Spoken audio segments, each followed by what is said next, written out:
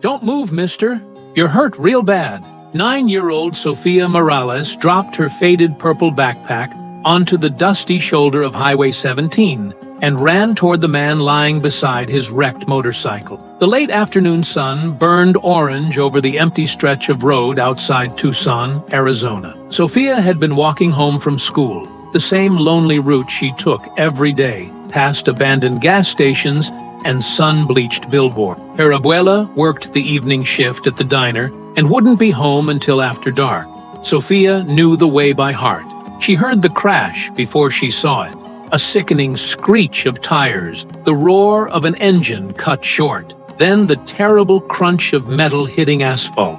Most kids would have frozen or turned back, but Sofia remembered what her abuela always said, "Mija, when someone is suffering, you don't look away. God sees the heart that helps." Now she knelt in scattered chrome and broken glass, staring at the man sprawled on the ground. His black leather vest was covered in patches, a winged death's head, flaming skull, and bold red letters that read, "Hell's Angel." Grown-ups always whispered about men like this, crossed the street when they saw them, but all Sofia saw was blood, too much blood. It poured from a deep gash on his forehead, soaked into his gray beard, and pooled beneath his twisted leg. The bone pressed against torn denim in a way that made her stomach lurch. The man's eyes fluttered open, cloudy with pain. He tried to move and groaned. "Kid, get out of here," he rasped, voice rough as gravel. "Not safe. Run." Sofia didn't run. She pulled off her thin denim jacket and pressed it hard against the wound on his head. The fabric turned dark red, almost instantly. "I'm not leaving you," she said, her voice shaking but firm. "You'll die if I do." His tattooed hand weakly gripped her wrist. "You don't know who I am, little girl." "I know you're bleeding," Sofia answered. "That's enough." The man stared at her, something soft breaking through the pain in his eyes. "Name's Hawk," he managed. "They call me Hawk." "That's a strong name," Sofia said. "But right now, you don't look strong. You look like you need help." Hawk tried to chuckle, but it came out as a cough that brought blood to his lips. "Smart kid. Too smart to be messing with a guy like me." Sofia glanced at the patches again. She didn't fully understand them, but she knew they scared people. "My abuela says everybody deserves help when they're hurt, even if they look scary on the outside." Hawk's eyes glistened. "Your abuela sounds like a good woman." Sofia looked around. The road was deserted. No cars, no houses, just desert scrub and the distant hum of the highway. A broken payphone stood a quarter-mile back. She had to get help. "I'm going to call 911, she said, "but you have to promise to stay awake until I get back." "Can't promise that, kid." "Yes, you can." Sofia's voice cracked with fear. "You have to." Pinky promised. She held out her small pinky. After a long second, Hawk lifted his huge, tattooed one and hooked it around hers. "Pinky promised," he whispered. "I'll try." Sofia grabbed her backpack, pulled out her library book, and pressed it against his head wound over her soaked jacket. "Hold this. Press hard. I'll be right back." Then she ran. Her sneakers pounded the hot asphalt, lungs burning, tears blurring her vision. She reached the phone booth, hands shaking so badly she dropped the receiver twice. Finally, the operator answered. 911. "What's your emergency?" "A man crashed his motorcycle," Sofia cried. "He's bleeding everywhere. His leg is broken. He's on Highway 17 near the old Chevron station. Please hurry. He's dying." "Stay calm, sweetheart. Help is on the way." "Are you safe?" "I'm safe, but he's not. Please hurry." She hung up and sprinted back. Hawk was still conscious, barely. The library book was crimson, but he'd kept pressure like she asked. "You kept your promise," Sofia said, dropping to her knees beside him again. "So far," he whispered. Sirens grew in the distance. Sofia took his hand, the one with the skull ring and faded tattoos of eagles and flame. "You're going to be okay," she told him fiercely. "You have to be." Paramedics swarmed in, efficient and calm. They tried to move Sofia aside, but Hawk's grip tightened. "She stays," he growled through pain. "My little guardian." They let her ride in the ambulance, holding his hand the whole way. As they wheeled him into the ER, a nurse gently pried Sofia away. You saved his life, honey, the nurse said softly. You did everything right. Sophia stood in the parking lot, covered in blood that wasn't hers, watching the doors close. She felt empty and full at the same time, like she'd done something huge. But now she was just a scared little girl again. A police officer drove her home. Her abuela, Rosa, arrived at the station pale and trembling. She hugged Sophia so tight it hurt. Mija, what happened? He was hurt, abuela. Really hurt. I couldn't leave him. The officer explained everything. Rosa listened, tears streaming down her face. When he mentioned the man was the president of the local Hells Angels chapter, Rosa crossed herself. Dios mío, you helped one of them? He was a person, abuela, just a hurt person. That night, Sophia couldn't sleep. She kept seeing Hawk's eyes, feeling his rough hand in hers, hearing his weak voice call her his guardian. No one had ever needed her like that before. If this story is already touching your heart, hit that subscribe button for Road Motorcycle Diary. These are the real stories that remind us courage comes in the smallest sizes. The next morning started normal, until it didn't. Sophia was eating cereal when the low rumble began. At first she thought it was thunder. Then the windows shook, the floor vibrated, and the sound grew into a roaring wave that filled the entire neighborhood. Her abuela rushed to the window. Madre de Dios! Sophia climbed onto the couch to see. Their quiet street was lined with motorcycles, dozens, maybe 100, gleaming under the morning sun. And beside each one stood a man in a leather vest with the same death's head patch. They stood silent, engines off, waiting. A knock came at the door, strong, respectful. Rosa opened it a crack. 6 huge men filled the doorway. The oldest removed his sunglasses and spoke softly. Ma'am, my name is Tank. We're here because of what your granddaughter did yesterday. She saved our president's life. May we speak with Sophia? The rumble stopped as suddenly as it had started, leaving only silence and the faint smell of exhaust in the hot Arizona air. Sophia stood frozen in the doorway, her small hand clutching her abuela's sleeve. Outside, the street looked like something out of a movie. Row after row of shining Harley-Davids, chrome catching the morning sun like mirrored. Beside each bike stood a man, big, bearded, tattooed, wearing the same leather vest with the winged death's head patch. They didn't shout, didn't rev engines, didn't move toward the house. They just stood there, arms folded, waiting with quiet respect. Neighbors peeked from behind curtains. Phones came out. Someone across the street started filming. Tank, the older biker with the gray beard and kind eyes, knelt down to Sophia's level. His knees cracked as he lowered his huge frame. "You're Sophia Morales?" he asked gently. She nodded, suddenly shy. "My name's Tank. I'm vice president of the Southern Arizona chapter. Yesterday, you saved our president's life, Hawk. He told us everything before they took him into surgery, how a little girl didn't run away, how she held his hand and kept him alive until help came." Sophia swallowed. "Is he okay?" "He's out of surgery. Doctors say he's gonna make it because of you. Another 5-10 minutes on that road, and he'd have been gone. You gave him the time he needed." Behind Tank, the other 5 bikers nodded. One of them, a younger man with a long braid and tears in his eyes, spoke up. "We don't forget something like that, ever." Tank reached into his vest and pulled out a small, carefully folded patch. It wasn't the full club emblem. It was a single silver angel wing outlined in red thread, with the words, "Little Guardian," stitched beneath it, in elegant script. "This was made special, just for you," he said, holding it out. "It means you're under our protection, forever. Not because you have to be one of us, never that. It means if you or your family ever need anything, day or night, you call. It means nobody messes with you, ever." Sophia looked at the patch, then up at her abuela. Rosa's face was pale, her lips pressed tight, but her eyes were softer than Sophia expected. Tank handed Rosa a simple black card with a phone number embossed in silver. "My direct line, anytime." Rosa took it with trembling fingers. We don't want trouble." "Ma'am," Tank said, voice low and sincere, "we're not here to bring trouble.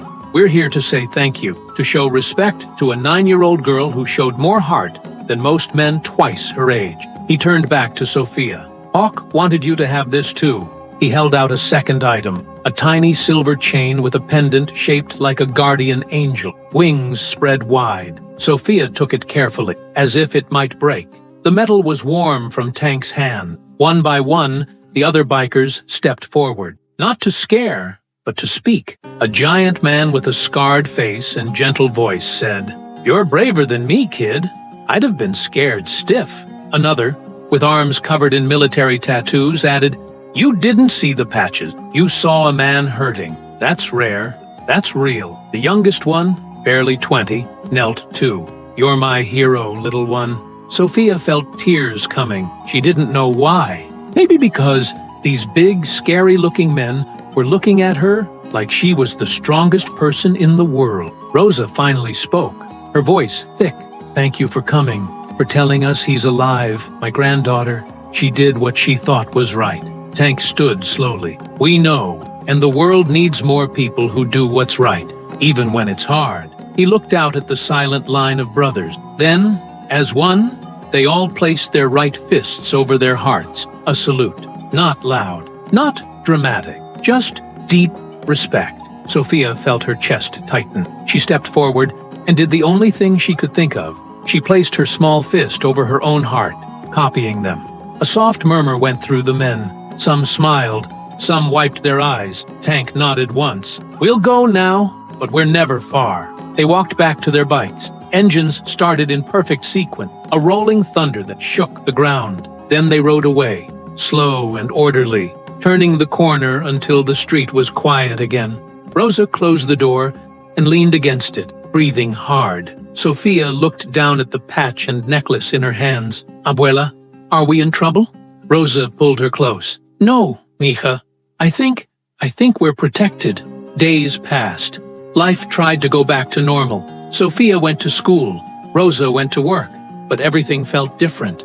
At school, the story had spread. Kids who never talked to Sophia now wanted to sit with her. Teachers looked at her with new pride.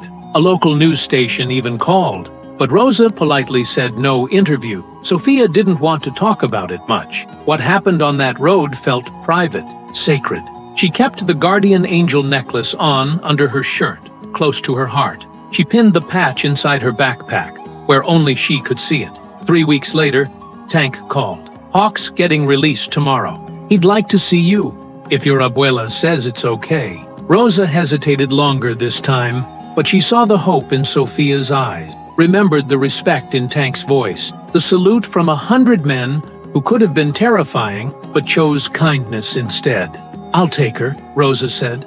"I'm coming too." The hospital room smelled of flowers, dozens of bouquets from chapters all over the Southwest. Get-well cards with club patches lined the windowsill. Hawk looked smaller in the bed, leg in a cast, head bandaged, but his eyes were bright and clear. When Sophia walked in holding Rosa's hand, his weathered face broke into the biggest smile. "There's my guardian." Sophia approached slowly. Without all the blood, he looked human, older, tired, but kind. "Hi, Mr. Hawk." He reached out a hand, and she took it. The same rough, tattooed hand she'd held on the road. "Because of you, I'm still breathing," he said quietly. "That's not a small thing, Sophia. That's everything." "You don't owe me anything," she whispered. Hawk shook his head. "I owe you a life, and I intend to live it better now." He looked at Rosa. "Ma'am, thank you for raising a daughter with that kind of heart, and thank you for letting her help a stranger like me." Rosa nodded, eyes wet. "Just keep your promise. Keep her safe. Always," Hawk said. "That's not words. That's oath." He gave Sophia a small black leather jacket, child-sized, soft as butter, with a single silver guardian wing embroidered on the back. No club patches, just the wing. "For when you're bigger," he said. A reminder that you were brave and it counted. Sophia ran her fingers over the stitching. "Thank you." "No," Hawk said firmly. "Thank you. You gave me a second chance." They talked for almost an hour. About school, about the desert, about recovery. Nothing heavy, just connection. When it was time to leave, Hawk squeezed her hand one last time. "You ever need anything at all, You call Tank or me? You've got 100 uncles now who'd walk through fire. Sophia hugged him gently around the neck. Get better, Mr. Hawk. I'm already better, he whispered, because of you.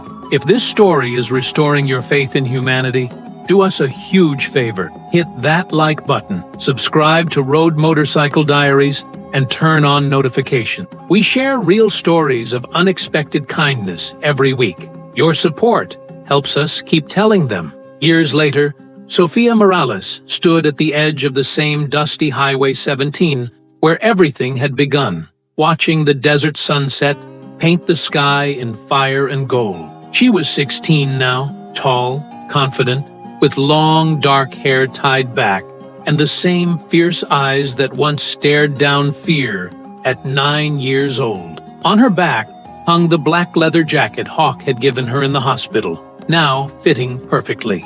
The silver guardian wing on the back caught the light every time she moved. Beside her, leaning on a cane but standing straight and proud, was Hawk. His beard was fully gray now, his tattoos faded, but the strength in his gaze hadn't dimmed. His Harley waited nearby, polished to a mirror shine. You ready for this ride, kid?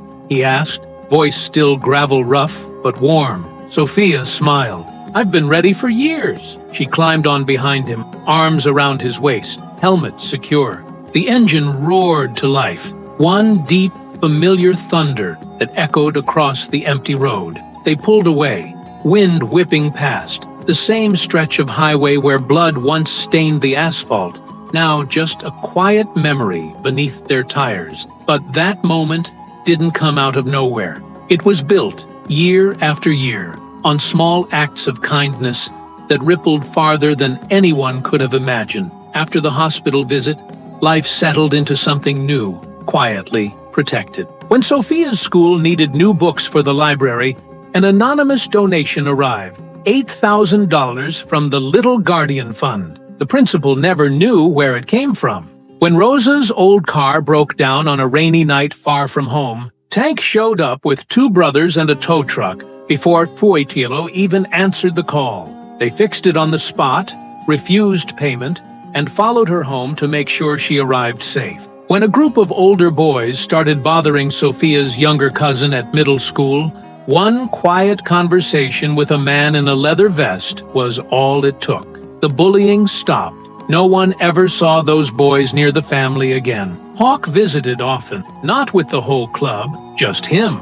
He'd pick Sophia up after school, take her for milkshakes, talk about life. He never tried to make his world sound cool. He was honest. I've done things I'm not proud of, he told her once, staring at his coffee. But you showed me that one moment of real courage can change a man. I'm trying to be better. Because of you. Sophia listened. She learned that people aren't just one thing, that scars don't always mean danger, that loyalty and family can be chosen, not just born into. On the 1-year anniversary of the crash, the thunder returned. This time, the motorcycles didn't come just to say thank you. They came bearing gifts, backpacks full of school supplies, boxes of food for the community center, toys for kids in need, even college scholarship applications already filled out for low-income students. Hawk stood with Sophia on a small stage in the park, microphone in hand. A year ago, he said to the gathered crowd, neighbors, families, even the mayor, a 9-year-old girl saw a man bleeding on the road. She didn't see patches or rumors. She saw a human being. She stayed. She saved a life. And in doing that, she saved more than one. He looked down at Sophia beside him. She reminded all of us what real strength looks like. So today, we're here not to scare anyone. We're here to give back, to protect this community the same way she protected one of ours. People clapped, slowly at first, then louder. Fear turned to cautious respect. Some even came forward to shake hands with the bikers. Rosa stood in the crowd, tears running down her cheeks, holding Sophia's hand tight. That day planted seeds. Over the years, the club quietly helped more families, fixed roofs after storms, escorted kids walking home through rough neighborhoods, donated to domestic violence shelters, never asking for credit, just doing what was right. Sophia grew up watching it happen. She learned that courage isn't a single moment, it's a choice. you keep making. At 16, she spoke at her high school leadership assembly, wearing the Guardian jacket proudly. When I was 9, she began, voice steady and clear, I found a man hurt on the road. I was terrified. My hands were shaking. I wanted to run, but leaving him felt worse than any fear, so I stayed. I called for help.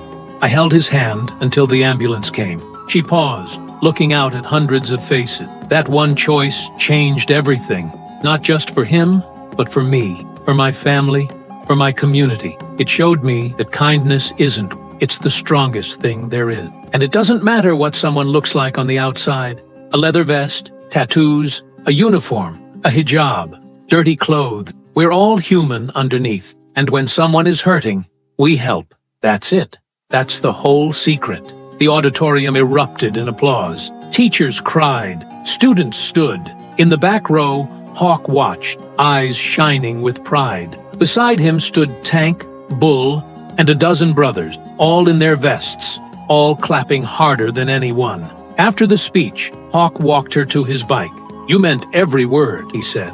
I learned from the best, Sophia replied. He handed her a new helmet, black with a small silver wing painted on the side. You're old enough now, if your abuela says yes. Rosa was waiting by the curb. She looked at the bike, at Hawk, at her granddaughter, strong, kind, unafraid. She nodded once. Bring her back before dark. Always, Hawk promised. Now, as they rode down Highway 17, the same road where it all began, Sophia closed her eyes and felt the wind. She thought about that scared little girl, kneeling in blood and broken glass, Pinky promising a dying stranger to stay alive. She thought about the 100 motorcycles that came not to threaten, but to protect. She thought about how one act of compassion, small, trembling, but real, had rewritten lives. Heroes don't always wear capes. Sometimes they're 9-year-old girls in dusty sneakers. Sometimes they're grizzled bikers with scarred hands and soft hearts. And sometimes, family isn't who you're born to. It's who shows up when the thunder rolls and stays. If this story moved you, if it reminded you that kindness can change the world, please hit that like button, subscribe to Road Motorcycle Diaries, turn on notifications, and drop a comment below. Would you have stopped to help that day? Would you have stayed? Your thoughts mean everything to us. Thank you for watching. Never forget, real courage looks like staying when running feels easier.